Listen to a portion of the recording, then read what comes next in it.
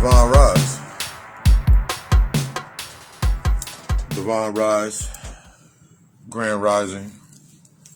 Blessed be to your day. May it be everything you require to create everything that you desire. Understand that healing is destructive. You are deserving, but you're not entitled. And to understand that today is the only day that matters. Today is the only day that matters. Today is the only day that matters.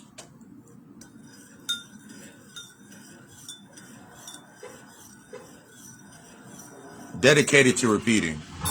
Dedicated to repetition.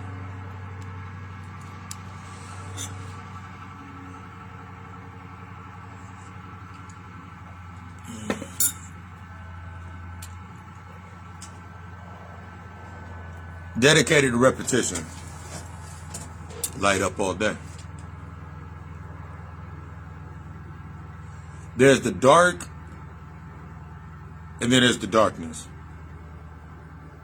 There's the dark, and then there's the darkness. There's the dark, and then there's the darkness.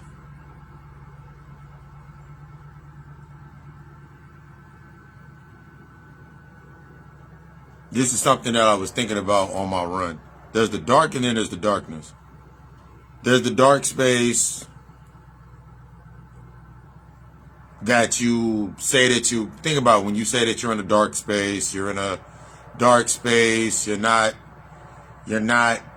dealing with things, that you're in a dark space, you don't know where your emotions are at, everything's going every which way, and then there's the darkness. See, the darkness is when you've defined what's in the dark. You defined it. You've owned it. You've sat in that position. You've owned it. You sat in it. You dealt with it. You've went through those processes. You've owned those fragments, and you've brought your soul back to that wholeness. As opposed to just saying you're in the dark. When we think about the dark, when we think about dark side, people think about dark side, team dark side. It's more like the intellectualized aspect. There's no integration. There's still degrees. They're still stuck in the lower degrees of separation or the lower degrees of duality with themselves. They're still stuck in that lower sense of duality with themselves. They're not really, there's no application. You know some rituals. You know how to make a sigil. You know how to make a sigil. You know how to sit down and meditate. You know how to do fundamentally sound things to get short-term results. You know how to do certain things to get short-term results. But when it comes to the darkness and defining your darkness, that's what we got into this week on the God Hour podcast, when we're talking about the aspects of the breaking point. Getting into that breaking point, the power of the emotional breakdown. When you think about an emotional breakdown, that means you losing everything, you losing your mind, everything's falling apart, everything's going every which way. There's power in that breakdown. There's power in that breakdown. A lot of times when we come into that emotional breakdown, it's I'm angry, I'm depressed, I'm feeling some type of way, it's this, and this. We can define it. But the true aspects of an emotional breakdown, is some shit you can't define. You can't find the words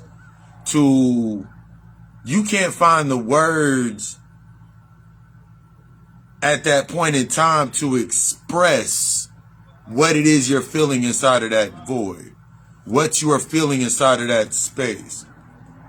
And that's where your power is. That's where you've given away your power. This is where you've given away your power. You've misused your power based on not really knowing what your power was. And you sit in, that's when you're inside of this space. That's the darkness. That's where you find your enlightenment. In the dark, that's where you're thinking about, you're in that dark space, and we think about the defining phrases. This is the way that I am. I've been through this, this, and this. I can't wait to get to this point. I can't wait for this to happen. I can't wait for these things to come into fruition. I can't wait to get back to something. You in the dark. You got a little flashlight. You look around in the dark like, if I go this way, I can. But I talked about it. We talked about it yesterday. When you go into the darkness, that space, that door, that way that you got in there disappears. No longer exists. There's no going back through that space. Due to that void that we now that void that we now enter, we trick ourselves into saying we can go back. We trick ourselves into, oh, I can go back to that. I can make it happen again. I've done it before. And then you give yourself the illusion inside of the darkness. That means you're projecting the entitlement, you're projecting the behavior, you're projecting the pattern all on the walls, written all over your walls. So that's what you're looking at. So you're trying to take this biased approach to the story of what it really is. This is the aspect of when you're fighting the process. When you're fighting this process, this is what I remember, fighting the process. I remember trying to intellectualize the process. I remember gathering the information and having all of the information. I'm like, yeah, I can reign over this. I can use it to my advantage. But I was dedicated to repeating. I was dedicated to repeating. When we think about your demons, the shit that you battle, your BS, the things that you haven't dealt with, that's what's in there. That's what's in the darkness. See, in the dark is that intellectualized reasoning, the reasoning and the logic that you put behind what you went through to suppress it. Inside of the darkness, you can't suppress what's in the darkness. This is when you're sitting in it. So when you're sitting in this space and you're like, I've done this. I'm going to give you an example. When you're sitting in the dark, you can be like, this year, you did some things this year. Give this nice example to build it. You've done enough stuff in this year of itself. Like this year, I did this, this, and this, and I shouldn't have did this, this, and this. In that darkness, that's where that longing comes from. That's where you sit there and realize that, I use an example, I realized that for 10 years, 12 years, 15, like a long period of time, you actually start seeing the weight, the wear, the tear of that long period of time that you have been avoiding certain aspects.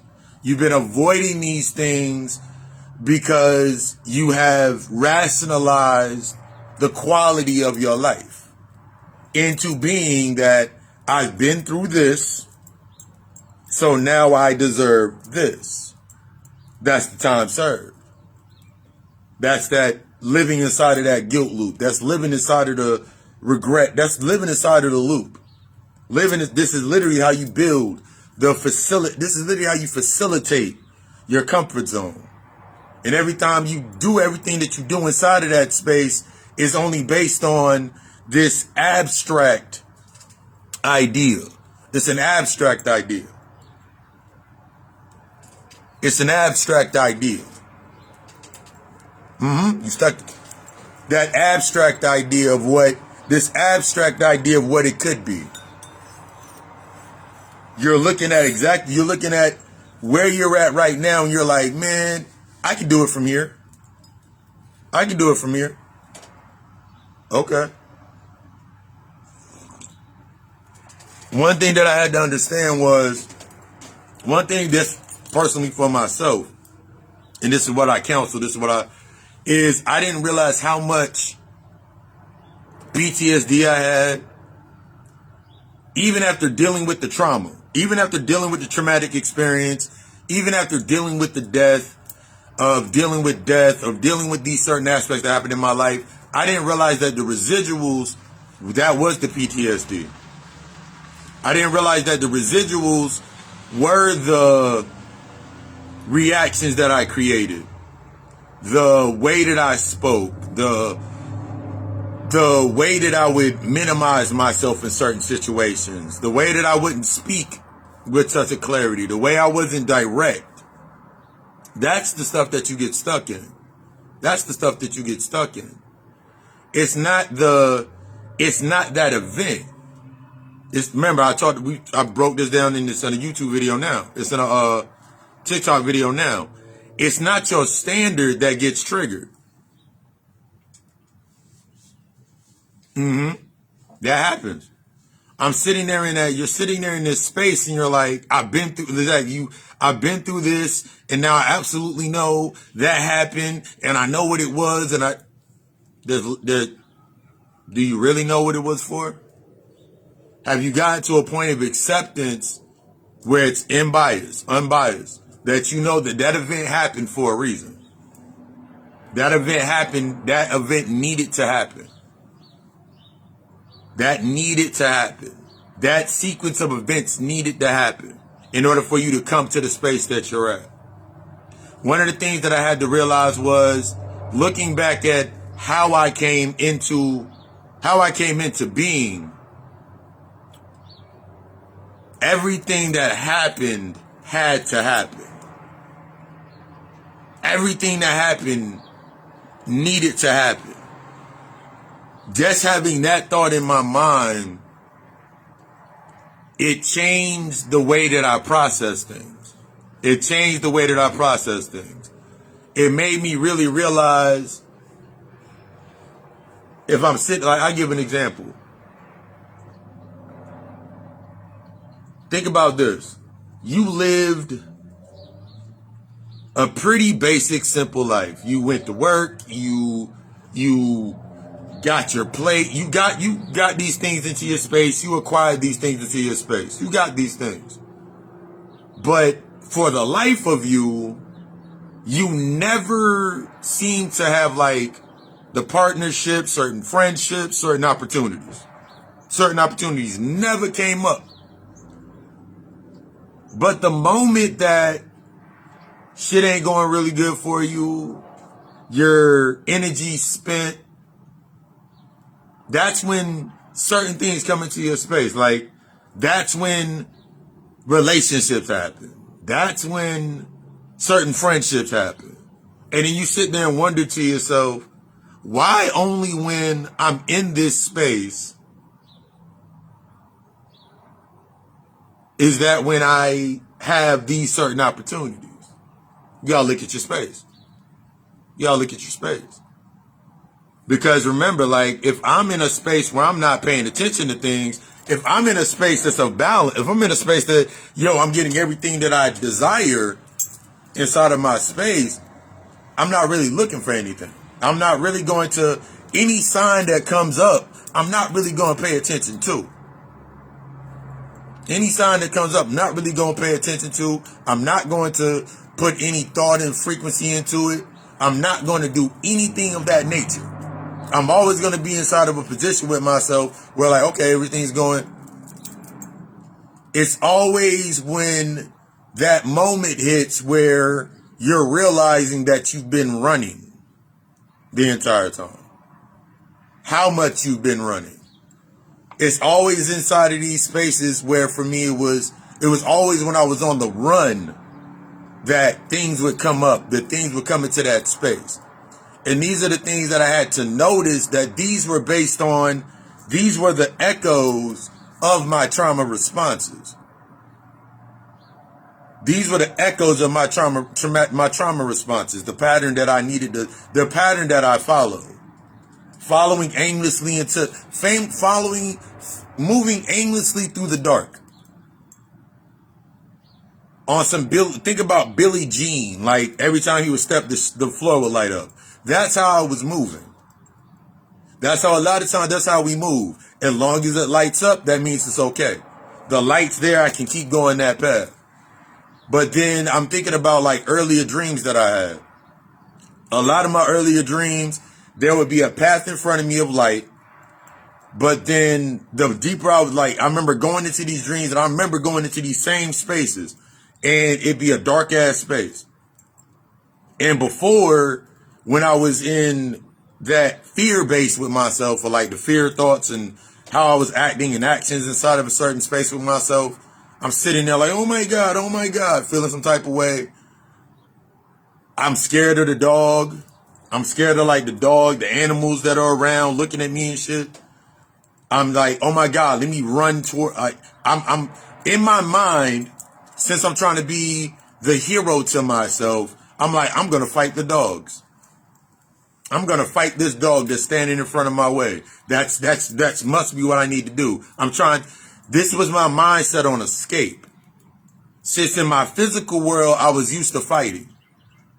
In my physical world, I was used to fighting and getting my way, fighting for acceptance. I was fighting for I was fighting for qualities that I did not yet define inside of myself. Every time that I go into a dream, naturally, I'm looking at it from this surface position of the same way that I'm looking at the world is against me. I'm thinking that my own mind is against me. But I have to remember that I set up my own subconscious. I set this up. So everything that's in there is of relevance to how I feel about when I wake up. So I remember one time getting real calm and I'm sitting there and I just sit down. And I close my eyes. I'm in this dream and I'm sitting down.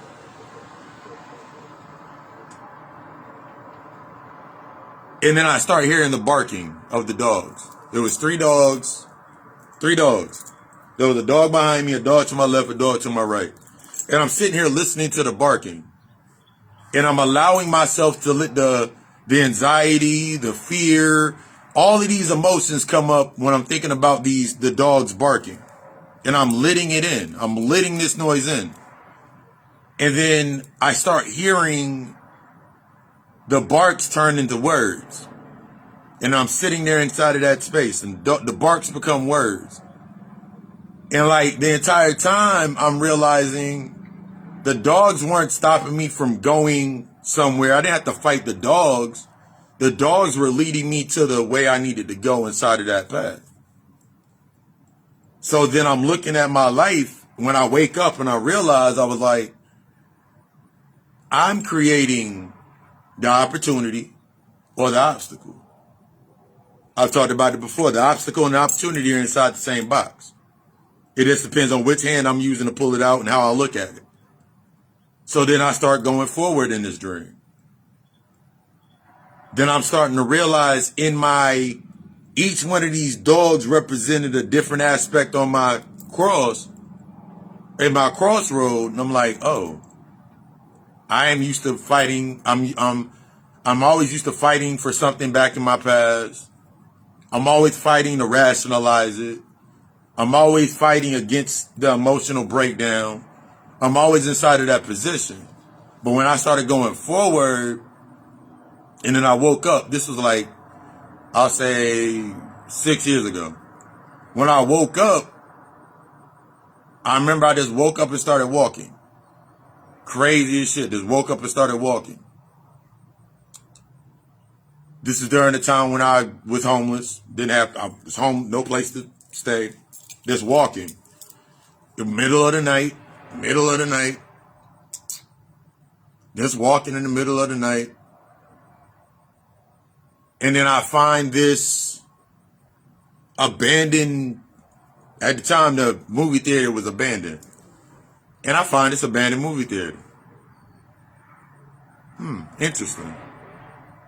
Something tells me to pull on the door, so I pull on the door. The door's open. I'm like, whoa, it's open. For about a week, it rained. And so I wasn't going anywhere. I didn't have nothing, I had my bag, had a little bit of whatever was in my bag, water. And I sat inside of that space for about 6 days. 7 days. Just sat there. Phone died. Didn't have it. All I had was some bottles of water in my backpack, and I'm just sitting there. Those were the most rewarding 6 days of my life. At that point in time, it was the most rewarding 6 days of my life. Because inside of that space, I learned what I was attached to. In that space, I was learning what I was attached to. In that space, I was learning what I really needed. In that space, I had nothing to face but myself in that space of facing my own bullshit, facing my own self. There was nobody there for me to blame anything on. I really had to sit there in that space and realize that I had to look at the events that led up to that point. Not really realizing that it's always been the same events that led up to that point. Always were the same events. It was either no matter what the events were, it was the emotional aspect of me leading up to that point. The arrogance, the entitlement, the not seeing that everything inside of my space was giving me the sign that I needed. But I was looking at it based on comfort. I was looking at it based on literally as the literal sense of what it was. Like, ooh, that's me. I'm not doing it that way, so that must not be for me. But I'm not understanding the things that I look at in a time like now when I do a self-reflection now, as opposed to then, I was still looking for ways to make it logically sound for me to be safe, to stay safe. Remember, reaction is simply comfort. So as long as I could find a reason to react or attach something to something inside of that space to keep me reacting, to keep me running, to keep me avoiding, to keep me not dealing with things. As long as I had one of these faculties inside of my space, I can avoid the darkness. I can keep defining the dark, saying why I was in a dark space, and I could intellectualize it or say something like, put an example. I could say something as simple as, I remember, because I've been homeless twice, and both times were based on entitlement. First time that I was homeless, based on the entitlement, it was because of some actions that I was running away from in that space. And I'm sitting there in that space, and I'm wondering why the suffering, why me? I'm heavy in the victim complex. I'm like, why me? I've been good. I'm ignoring everything, literally, that I did, or I'm minimizing everything that I did, that I know that I did, that I needed to own up to, that I needed to face. I'm sitting there literally in this space like, nah, man, but I did that because of this, or I did that because they did this, and if they weren't trying to play me, I would have did this. I'm having this argument with myself. Now, at this time, it was summertime. It was summertime during my first time being homeless. So it's summertime. It's hot. It's like 120 degrees outside. And I'm sitting here trying to hold on to all my stuff. I got 2 bags. I got a duffel bag, a backpack. And I'm trying to carry all this stuff with nowhere to go. I'm holding on to all this stuff And since I'm holding on to all of this stuff, I'm trying to find somewhere to go with all of this stuff. And I'm not realizing what I'm doing. So during the second time when I went through that aspect of being homeless, I'm sitting there like, I gotta let some of this shit go. I gotta let some of this shit go. I realized that the more I started letting these things go that no longer serve that purpose, literally in this metaphorical sense and in this literal sense of trying to hide my backpack and like behind dumpsters and shit. Then all of a sudden I come back and then my backpack's missing, losing my damn mind. Like, damn nigga, that was all my clothes. Now I got one less bag of clothes. But then I'm not noticing that when that happens and I sit there and I own it, like, well, you really, like, I was like, really, Carlos, you really expected the fact that you were going to put your bag behind a dumpster at a public space, no matter how well you hit it? You were really expecting that somebody wouldn't either find it or throw it away? Because I was still stuck in this loop that it was all, everything. This is how we get stuck in this loop. I'm still stuck in this loop where it's only me. I'm still stuck in this loop that it's only me. No one's going through what I'm going through. No one can understand this. No one can go through this aspect. No one can go through this but me. That's how, when I talk about the aspects of entitlement and expectations, they impair your vision to facing yourself. They impair your vision. I was always stuck in these two states, one eye over the other. Entitlement, expectations were blurring my vision. So since my vision's blurred, what do I need? I need something. I need that sound. I need something to react to in order for me to move. This is one of the deepest aspects when we get into that traumatic experience, the traumatic experience. Really looking at why you're doing certain things. Really looking at why you're doing something. Really looking at the way that you learned to survive, ultimately, your self-worth, your value, and you're angry at everybody that doesn't notice your value or notice your worth. I had to really understand that my value and my worth was only based on physical.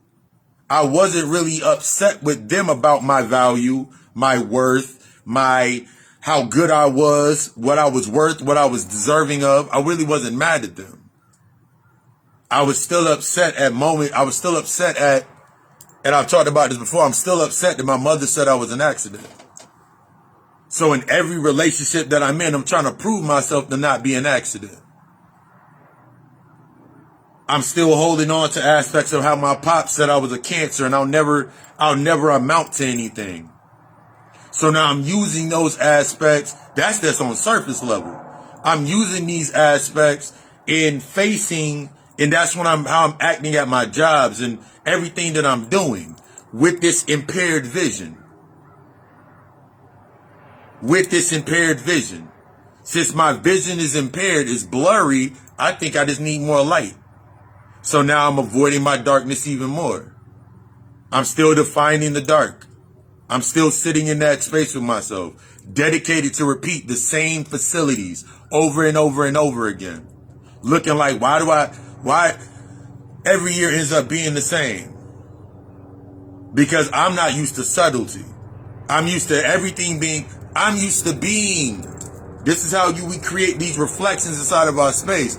I'm used to creating things that are based on the extremes. I'm used to the extremes. I'm used to the extremes. It either has to be all the way this way or all the way this way. That's the only way I can define my attachments. When I'm looking at the aspects of connection, I had to realize I was never connected to myself. I had to realize I was never connected to myself. I'm blaming everybody for leaving me or everybody for not caring about, everybody for not. Think about it like this. Imagine going to your job and being the only one. Think about Willy Wonka and the Chocolate Factory. Or just think about this. Think about this. I had to think about, I was really doing this in real life.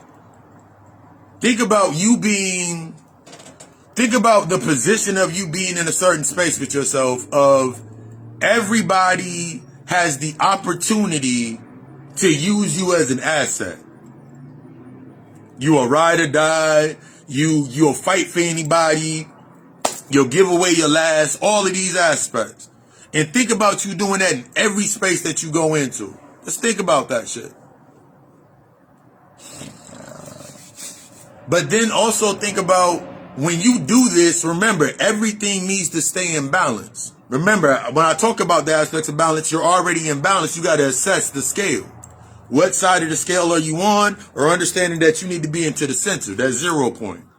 So I'm sitting there in that point and I'm realizing that in order for me to stay inside of this balance, I need a body behind me. This is where we get into people inside of your corner, ride or dies, and all of these narratives. This is where we get into those aspects. So I need that aspect for me, but I had to think about it. I had to think about it from this sense of really sitting down with myself. If I'm sitting in my space and I'm keeping myself in this balance with myself, and I'm finding this balance, I'm bringing myself into this facility with myself, but I'm still doing it from a point of abandonment, rejection, guilt, insecurity. So everybody else outside of me reflects these aspects. So I'm giving more of this energy out to that space. So since that's how my mind thinks, and I must stay, everything naturally stays inside of that balance. What do you think anyone that comes into your space outside of your comfort zone, let me say that, outside of your comfort zone, comes into your space and sits there. And now you're like, damn, they got all these good qualities. Their discipline's off the chain, their thought process, how they process thoughts. And damn, they is on their shit. And you sitting there thinking about that person. But automatically inside of your mindset, you think, this too good to be true. There got to be something wrong with them. Because you used to everything in your space having something wrong with it. You used to everything inside of your space having something that you can connect to, something that you can attach to. It's like when we think about mafia or criminal laws, it's like they'll kill somebody, like they'll make you kill somebody around with the group. That way everybody got blood on their hands. That's what you do every single day. From the traumatic point, that's what we do. That's what I was doing every single day. Everybody around me had to have some type of blood on their hands. But I'm going to give you this trippy part about me understanding and seeing that shit in real time. My last job that I held, earlier on in the job, I remember this is one of the biggest signs. I was like, nigga, it's time for me to leave. And because I was looking at it different. I'm going to tell this story. I remember my manager, my boss, he had this mindset with himself where basically he had something on everybody that worked for him. Everybody that worked for him, they had to pay homage to him because he helped them with a situation. I come to this situation, I ain't got no place to stay, I'm homeless, no place to stay, none of this shit. So when I come into the space, I remember my old boss got me to walk into the job, and he was like, I told him that you're a good worker, you're just going through some tough times. He never told him that I was, like, at that point in time, I'm staying, like, my boss has like an apartment over the garage, so I'm staying there. So he never would say anything to that point of like, so when I went into that space, and I'm realizing how this man's mind operates. I'm listening to how his mind operates. And I'm getting triggered by it slightly, like, you can't do that to people. But then I had to really think, why am I getting triggered by this shit? And I'm like, wait, because that's what I do. I've done that. That's what I do. I got to have something on someone, or somebody got to be in a certain position for me even to acknowledge them. Because that's how I build the attachment. As long as they're in that position, I never can let them get up. I could falsify it and intellectualize it, but when it really came to being 100% direct and honest,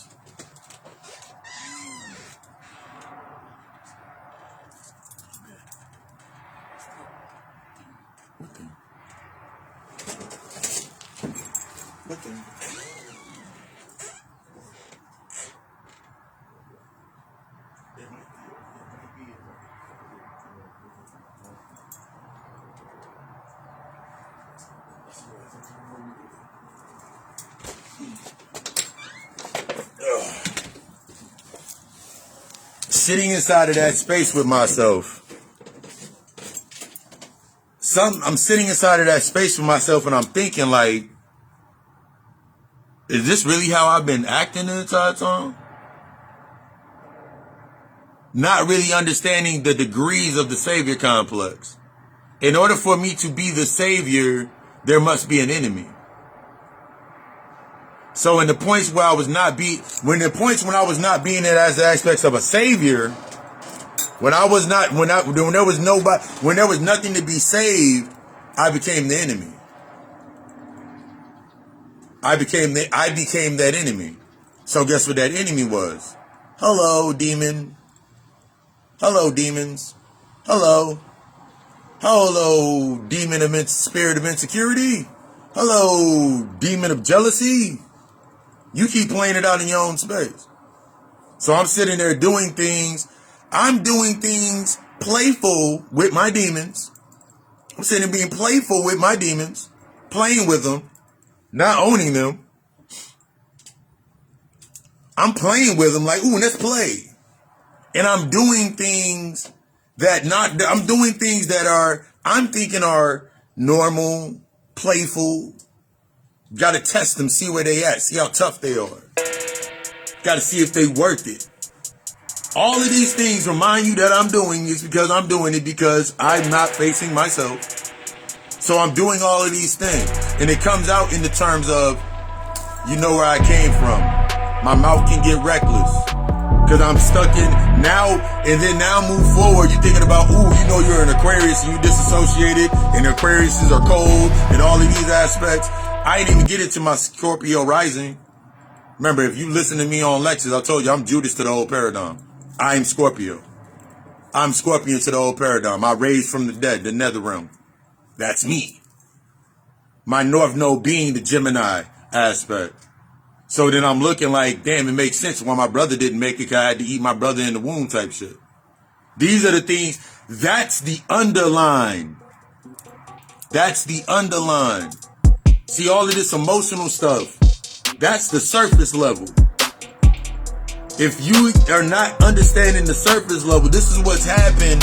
This is what's happened in the conscious community, the spiritual community. This is what happened when you trying to I'm gonna keep going. Okay, cool, fine. But you have to understand that there's separation before integration. See, you become destined to repeat the same things because you trying to stay together. You try to keep everything together in fuck separation. We've been separated long enough, not understanding that there must be separation before there is an integration. You must understand duality before you become into oneness. See, you can't skip the steps. There must be the separation. There must be that gap. There must be that space in between that is of the unknown for you to sit in and become the unknown. Because in every space that you got stuck in, you've been the constant. You've been the constant non based on who I'm angry, who I'm upset, who I'm feeling this type of way. You've been that constant inside of that space the entire time. You've been the constant known. You've been the entitled one. Go watch Lucifer. Go watch Lucifer on Netflix and understand why he realized at the end of it, he had to realize that he was the sleeping Shiva all along. When he had to go back down and actually go be the therapist in hell. Go watch it. And I'm like, damn, oh shit, I gotta go down. I gotta go back to where I came. I gotta go back and own where I came from. I have a position. This is why I always talk about now there's certain things that you keep getting trapped in. I don't want to be a part of the matrix. I want to go get my cash in my birth certificate. Congratulations. You can cash in your birth certificate as an example. You can cash in your birth certificate right now. But that company you own, gone. No houses, nothing. And you have not gotten to the point to where you can just travel around the world. But yeah, man, they control us and they trying to, okay, that's nice. Who controls who? Who controls who? Your emotions keep controlling, your emotions got you stuck in that shit? Who controls who? The way that I broke away from that mold of the aspect of this, thinking about the job aspect. Let me give you this example of the job aspect. I had to understand that if I'm a God, I created the need for me to be inside of this space. This was base level shit. I created the need to be inside of this space. Since I created the need to be inside of this space, everything that they give me is an offering, well-deserved of where I'm at. Well-deserved of where I'm at. So if they paid me, that was their offering to me. If somebody pissed me off but at the same time, somebody pissed me off at work, that I had to prove why I'm the shit, that was the offering that was given to me. See, I had to own that on both ends to become one so I can move forward. But let's get into the aspects of this boss. I was doing what he was doing. Every single day, every single week, I used to do what he did. The reason that we used to butt heads is because he couldn't use that thought process on me. So I had to first own it, that I was doing it, manipulation, doing that type of shit, before I could face up for he would square up with me. So I'm saying things to him, we're speaking about certain things, we're talking about certain things, and then I start noticing something. Immediately, I remember because I start carrying keys, manager meeting, sitting at the manager meeting, this nigga using the things that I told him, he's using them as catchphrases during the meeting to sound fake deep, to sound like he's deep. I could have gotten upset. I'm looking at him, but this is the crazy part. My brother's sitting across from me, and he nigga, you say that shit. But he ain't saying the other part. I was like, exactly. And then I started realizing something. Even when I came into the recent aspects of myself with shit. And I remember I had this one homie. And I remember he was telling me about he was owning the aspects of I'm conscious and I've been doing this for a while. I wrote this and I did this. I want to get further out there, but if I put my information out there, somebody gonna steal it and use it. And I remember looking at him, I was like, no matter what they do, they can't recreate it because you brought it from the source. So now you got to really realize, are you afraid to go deeper than the surface? See, that's where it comes into with that entitlement. That entitlement and that expectation, that's the dark. That's the intellectualized aspect. That's you sitting there in that space yay, this is the intellectualized concept. I can tell you what the dark is. I can tell you You're still locked within the shade of the love and the light, the peace. You still stuck in that point. See, I didn't went all the way on the other side of the extreme and rerooted my tree and planted my seeds in that space. And I've allowed those trees to grow. And I've nurtured those by sitting under those trees and studying. I've been sat under these trees and I've studied and I've went through the works. My ability to take in information that will take an initiate multiple years. Realizing, but I had to first realize that, I've already, oh shit, that's what that is. That's why I would get frustrated with. Because I wasn't putting the plan in, I wasn't putting a plan in motion. I felt because I knew it, I should get something for it. That's not how it works. You can intellectualize it all day. Until you can simplify it, this is what I always mean by that simplification. Until you can simplify it and put it into this position and simplify it. And be able to, when you sit in your space and somebody comes to you, no matter what their amount of information that they know, you're able to you're able to sit there in that conversation with them and have a conversation, because it's not about people.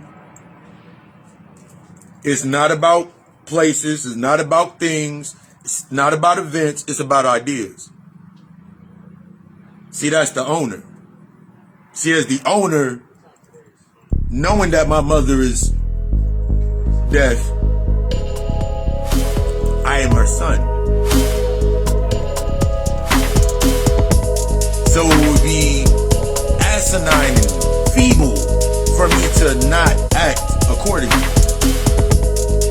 So now it started making sense. Why I was always isolated. Why I always needed more alone time than everybody else. I started understanding my purpose. See, your purpose is only found inside of the darkness. And you got to go deep down to go get that. Your potential is only found inside of the darkness. And you got to go deep down to go get that. Everything else is surface level.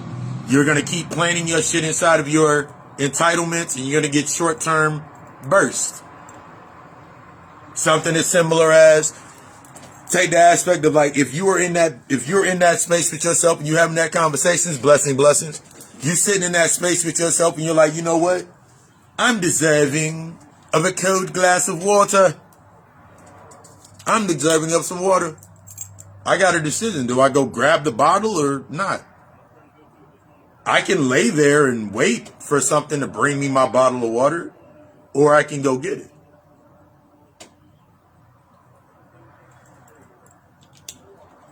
But eventually, me understanding that this is temporary, symbolism, this is temporary, eventually, I got to go to the other point and see what it's like to not have the water, to not have this convenience. See, when you're going into this work, that's why I say it's so destructive, because you're going past the point of convenience. You're going past the point of comfort. When you coming into the true aspects of guides, the guides, the teachers, it's like funny because I saw that post and some dude in the Brother Panic group was like, so how are we supposed to plan on the future now? Learning the old aspects. And I'm like, what? I don't even answer the certain shit anymore. But you got to go past that reaction, that point of comfort, that you're able to react.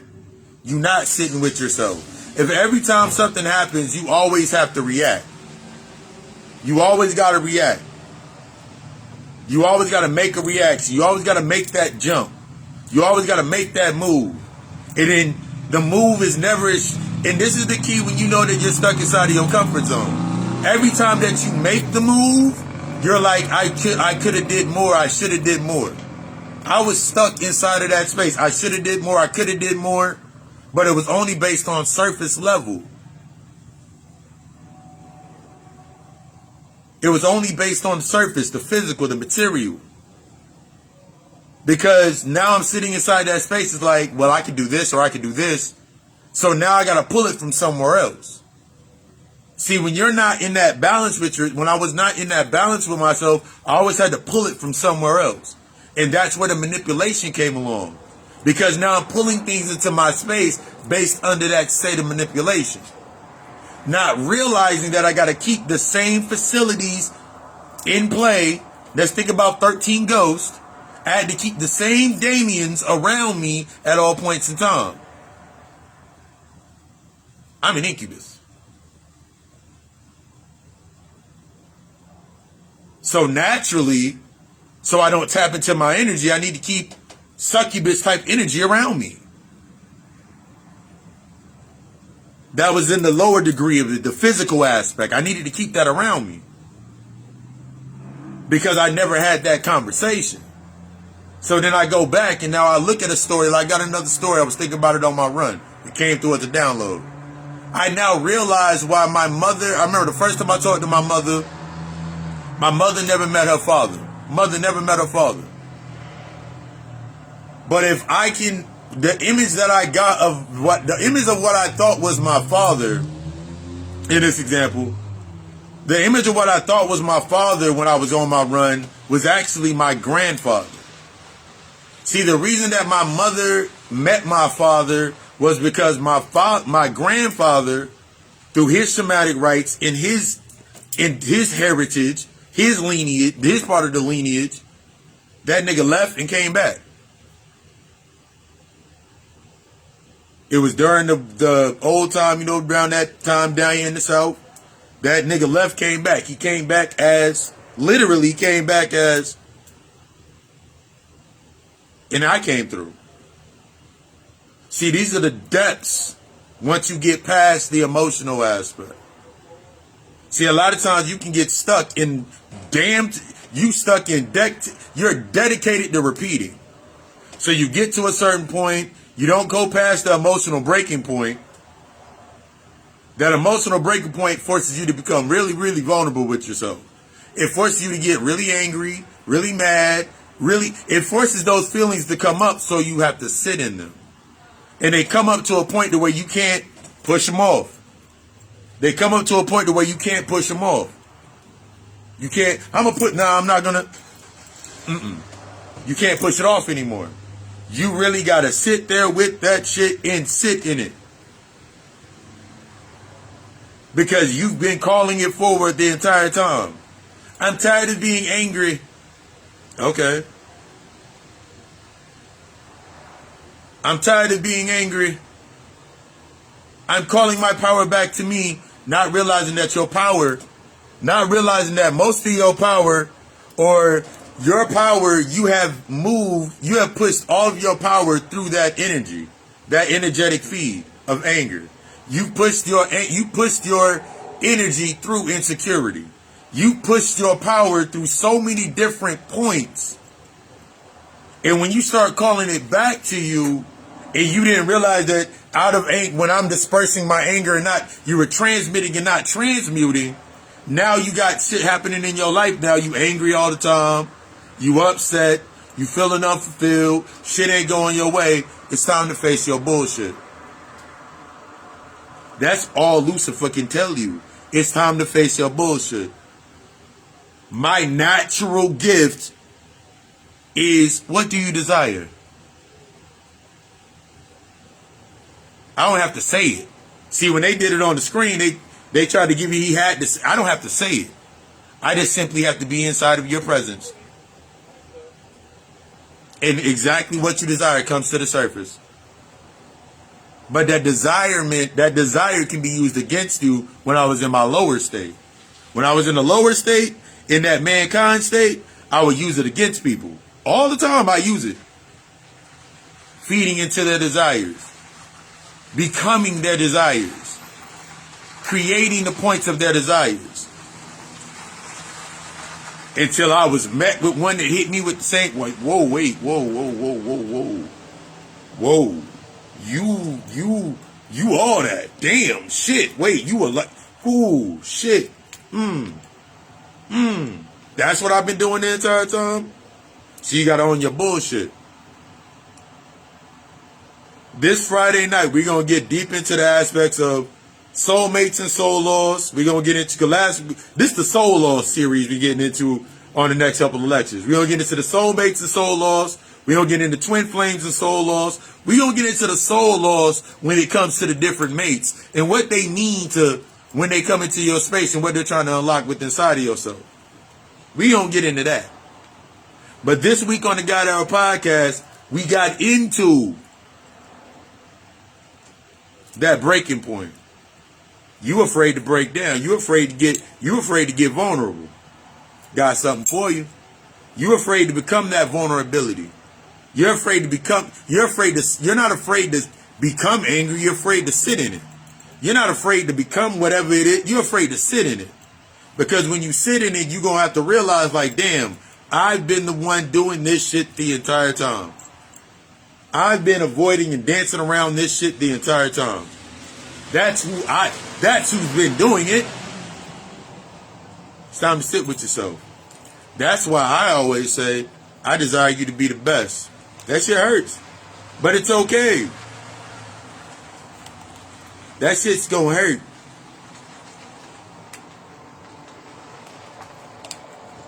That shit's gonna hurt. Shit burns. It burns. It burns. I burn my finger. It's because you're repairing. This is the aspect when we go into the aspects with someone we talking about with your reparenting the inner child. What did you think that meant? Anger is hot. Love is cold. Anger is hot. Love is cold. What did you think reparenting the inner child was? You've been sitting here unconsciously trying to give your inner child some solace, not understanding that you got to reparent the inner child first. That's a part of your process. Anger is hot. Love is cold. Fear is dirty.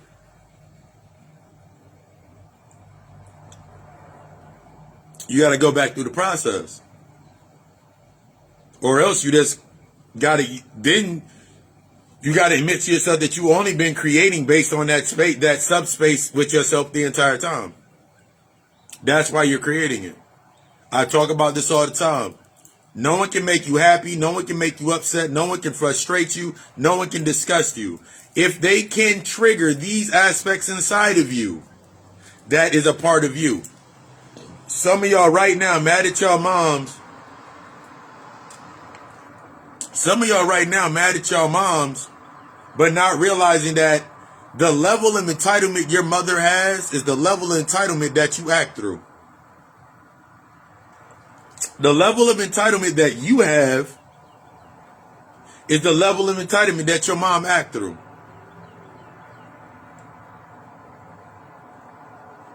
Some of you mad because you got people in your life right now that are not putting in, or they're not in a certain space with yourself, but you like to keep, because based on your pattern of attachment, because you can't use the same patterns in the same sequences of attachment, you looking like there's nothing there. When in reality, it's time, you're being triggered to face you. I remember being triggered to face myself. Hell, just last year I was triggered to face my damn self. And the decisions that I've had to make over the last 5 or 6 years, I can say that I've literally shut off and killed and exercised the 7 demons I was supposed to come down here and knock off. There were 7 demons on my head. As my uncle would say, there were 7 demons on my head that I had to exercise and deal with. And each one of them had a curse, and I had to remove that curse. And doing that aspect with someone to the human perspective of my mindset, it changed. I'm like, damn, I'm gonna be looked at as a monster. Oh, okay. But I desire you to be the best. I'm always going to desire you to be the best. That was the exact thought process. You cutting the heads off of this aspect, these 7 aspects inside of your space. Is exactly where it came from. Going into those goations, going into those spaces. It's fun to romanticize it, but when the only reason, as I just said, Just like the only reason, as above, so below, as within, as without, the only reason you're connected to certain aspects is because that's a part of your process. But you gotta sit with it and understand what it is and go into that process.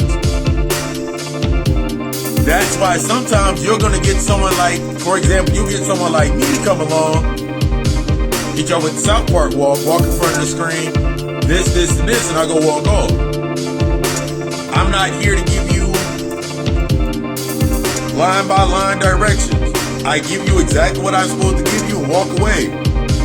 It's up to you to be like, okay, now let me ask this question. Let me do this. Let me do this, and then okay, cool. All right, cool. Because this is the truth to it. This is the truth to it. When you separate away from so many aspects of yourself, and you're really sitting there with the aspects and the truth with yourself. You're really sitting there with the truth of the aspects of yourself. That realization that you go through, that's the ass kicking that you've been avoiding.